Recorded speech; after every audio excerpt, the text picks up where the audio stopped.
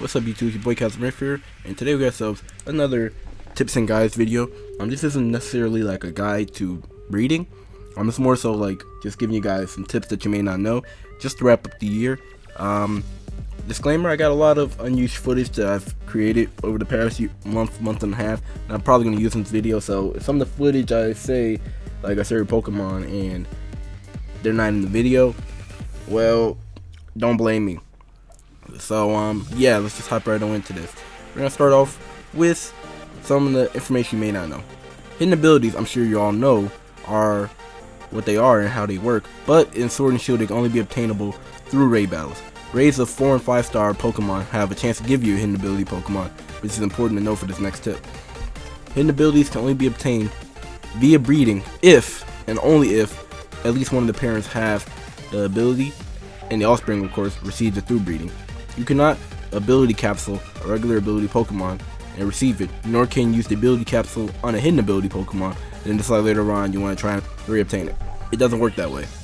They even give you a warning in game, but I know y'all don't pay attention to those type of details. If you have a female Pokemon with the hidden ability and is breeding with a Ditto or a male, they have an 80% chance to pass the ability down to offsprings.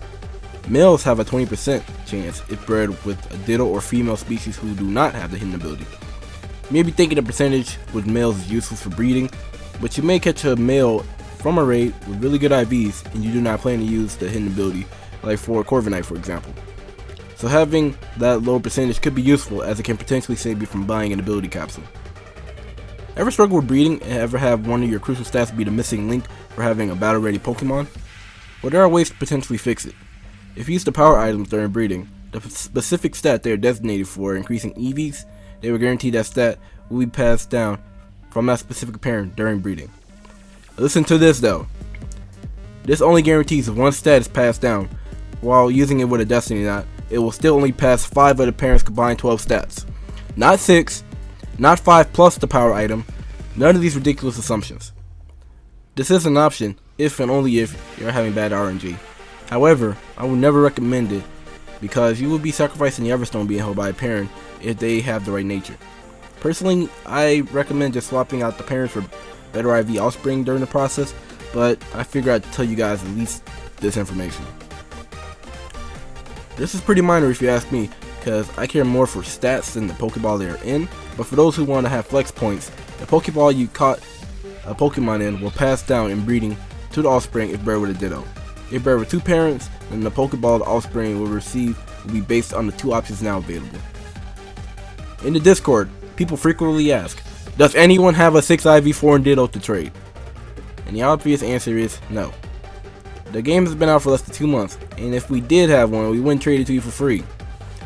The reason this is important is people don't know about other options for breeding, and this is annoying as hell to see people complain about only having 4 IV Dittos. Pokemon can breed with other species, and this is known as egg groups.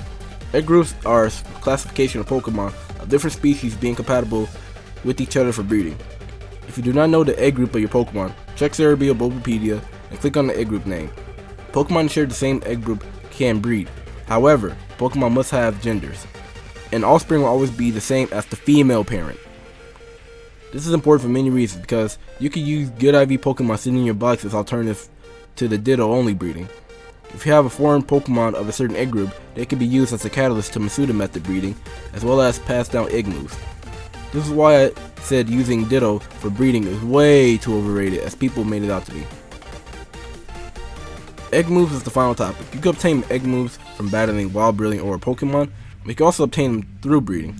If you check the Pokemon you want to breed and scroll to the egg moves tabs on Cerebial Bulbapedia, they will tell you which parent has to move and can pass it down. This isn't rocket science, but you must have the parent who is passing the move down to have it in one of their 4 slots, and presto, your bred Pokemon will have the egg move. For a Pokemon you already obtained but want to have them use the egg move, make sure they have a free slot open on their move list, and have them breed with the same species and create an egg. When I say same species, I mean if you want to breed a Jolteon to have an egg move, the egg move parent must be a Jolteon and not an Eevee. And that is it guys, pretty short and sweet. I want to thank you guys for watching this video. Hopefully this was short and informative, will help you guys out for anyone who is still curious or having some struggles out there with the team building process. Other than that, guys, I'm about to head out of here. Just hopefully this was pretty informative. Just let me know down below. I'm very upset. I'm very upset. Shut up! Shut up! Shut up and sit the head down. And don't ask me for shit, okay?